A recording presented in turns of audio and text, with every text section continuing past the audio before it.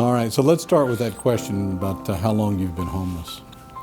I've been homeless 10 years.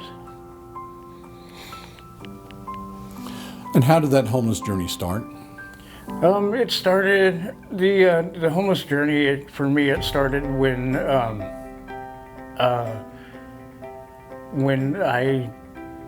my sister lived in town, and pretty much that's when it started, was when I no longer had family here. How did that come about? What happened to your family? What happened to my family was they moved out of town. My sister was married, still is married. Her husband had gotten a promotion at work, and that involved them having to move out of town.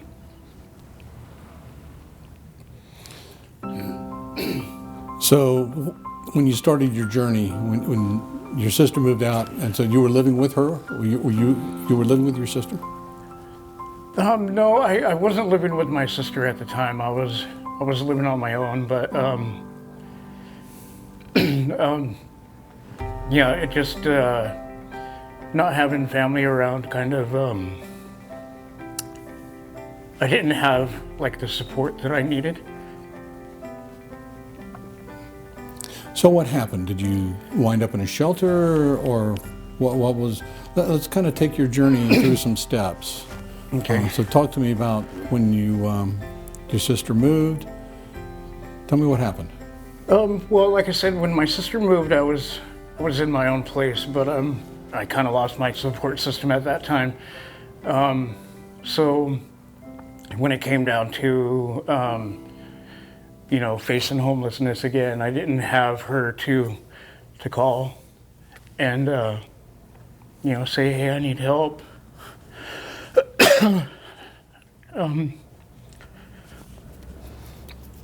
So I ultimately ended up, the way that I am now, homeless. Tell me about staying in some of the local shelters. Have you done that? Staying in shelters, that's not really something that I've done a whole lot of, except for lately. It's just not anything that I don't know why. I can't really explain why. That it's not any. It wasn't ever anything that I wanted to do.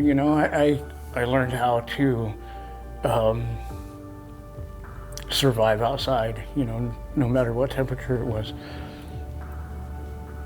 hot or cold. Cold is definitely the hardest, but I just never really went and stayed at shelters up until recently. So where have you stayed? Let's talk about that. What's your journey been like on the streets? Mostly warming centers, when they come up in the wintertime, because like I said, wintertime is the hardest time, to be homeless outside. Summertime it isn't too bad, but sometimes in the winter, just the really cold temperatures become too much. And that's how I end up at warming centers. Have you had much interaction with law enforcement? Have you been swept out from under a bridge or from a homeless camp? Let's talk about that a little bit. You know what? No, interaction with law enforcement, I haven't had much at all. Partially because I pick a spot to go, to roll out my sleeping bag for the night, and in the morning I roll it up, whatever, put it away, carry it with me throughout the day, and then, I find a different spot to go to pretty much every night. And that's kind of helped me, stay off of the radar with, the police department. So I've been pretty lucky with that. How about finding meals on the street while you've been homeless? Finding meals, I would say like when I first became homeless, it was really hard to do. Because I didn't know, the schedules of where to go and where to actually go to get meals. But after a little while, of getting to know the meal schedules and things like that, you learn where to go, where to get to something to eat. It's just a little, I don't know, it takes up a lot of your day trying to go just to somewhere to get something to eat, because there's certain times and certain places, and and that takes time to travel to and from, but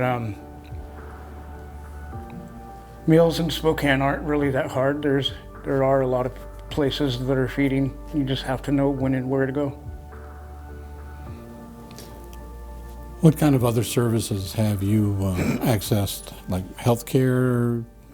How do you take care of yourself health-wise? I've been fairly lucky to be healthy throughout, this whole thing. I've been a patient at, I don't know if I can say this on camera, but I've been a patient at Native Project for quite some time now. So I guess I've been pretty, I would say, privileged about being pretty healthy throughout all this, just because I've had a doctor, and it just takes, getting in contact with them, and if something comes up, like right now, I have an injured foot, and all it takes is to call them and tell them, hey, this is what's going on, and and get a doctor's appointment set up, and but I could imagine if I didn't already have a primary care doctor, and wasn't already set up with Native Project, that it'd be pretty difficult, to stay healthy outdoors and out on the streets and stuff. What's been the worst part of your journey?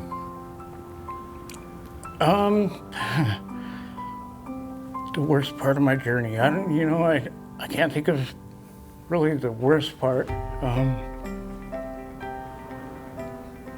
Being alone. I'd say that was probably, the worst part. How about the good parts? What have you learned about Sampson? What's this journey taught you? What has this journey taught me?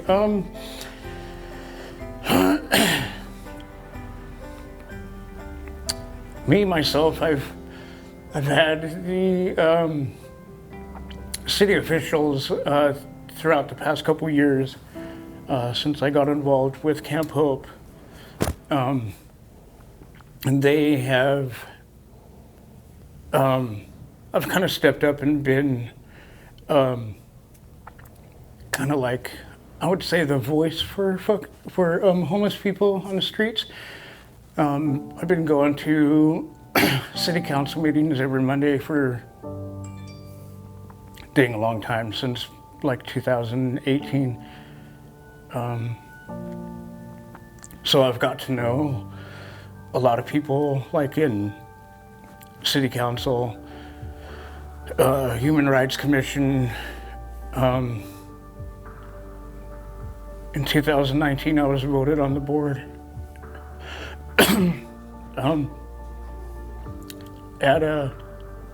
with a Center for Justice.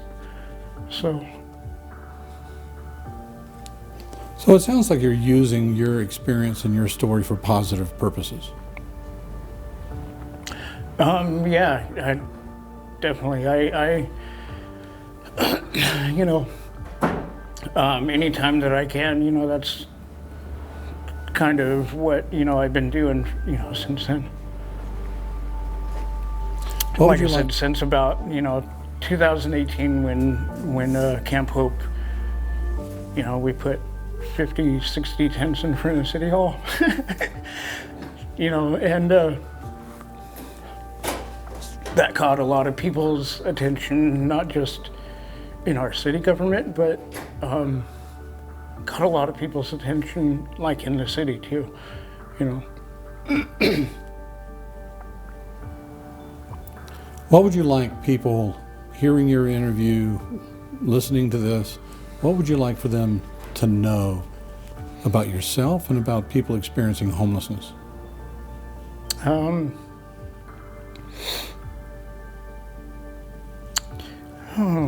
don't know. I would just say, you know, because I've seen a lot of people homeless out here on the streets before.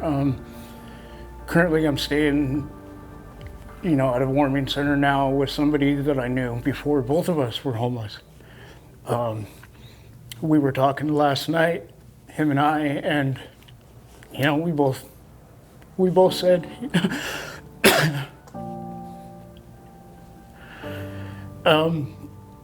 we both said, you know, we never thought we'd, you know, be on the streets.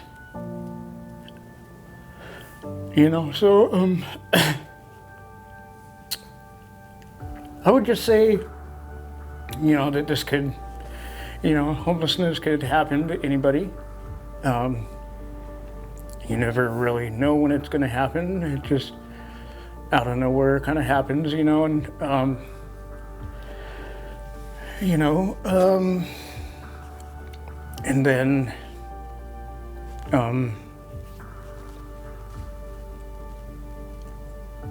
we are, the homeless population, you know, is I'd say a lot like your average, you know, everyday person, you know, that you might walk by and at like Walmart or Safeway, you know, or anything like that, riding the bus. Sometimes you can't even tell a person is homeless. I was like that for quite a while myself. You couldn't really tell that, you know, I was homeless or not, you know, and the only that giveaway was, you know, I'm carrying a backpack and a sleeping bag.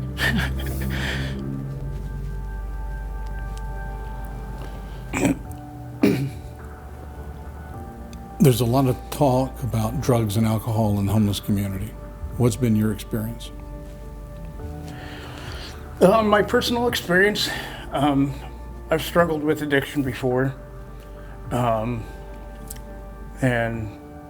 obviously I've struggled with homelessness before. That's why we're sitting here doing this documentary. However, the two have never overlapped. With some people it does, with some people it doesn't. I've been lucky enough to, you know, not be struggling with addiction at the same time. But you know, there are people that do. And I've known a lot of homeless people, you know, in the 10 years that I've been homeless. So I would say that the people that are struggling with addiction, I think they're looking, because at first when you're dealing with homelessness, you know, you can't believe it's going on with you. So I think maybe struggling with addiction or even alcoholism, you know, at the same time you're looking for a way out, like mentally, you know, because just being on the streets and homeless and trying to find somewhere to sleep and eat and everything, you know, every day, you know, you need to find a way out mentally.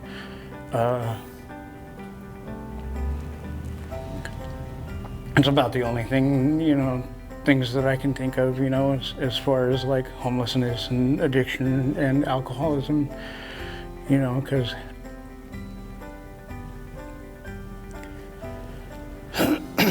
you know, like I said, it's something really mentally challenging, you know, to be on the streets and that'd be, I guess you could say an escape from what's going on. Where does Sampson go from here? What's Sampson's vision of himself for the future? And what do you need to get out of the shelter and back into your own place? Well, this past year I've been pretty. I was looking at the mic, making sure I wasn't like covering it. But this past year I've been working. I'm working in the restaurant industry right now. So I'm kind of, with the pandemic, I'm laid off right now. I need to seek something in where I'm getting more hours, more pay, to get out of this. So I would say that that's probably the main goal right now is after all of this is all said and done, I need to that's the one thing that I need to do is possibly stay within the same company that I'm working with now, and just talk to them about getting more hours and go from there. Are you hopeful? Yeah, definitely am. Because the job that I got now is from Julie's husband. Julie's husband was how I got my job. So I would say I'm pretty hopeful, because as an employer, they've been pretty well.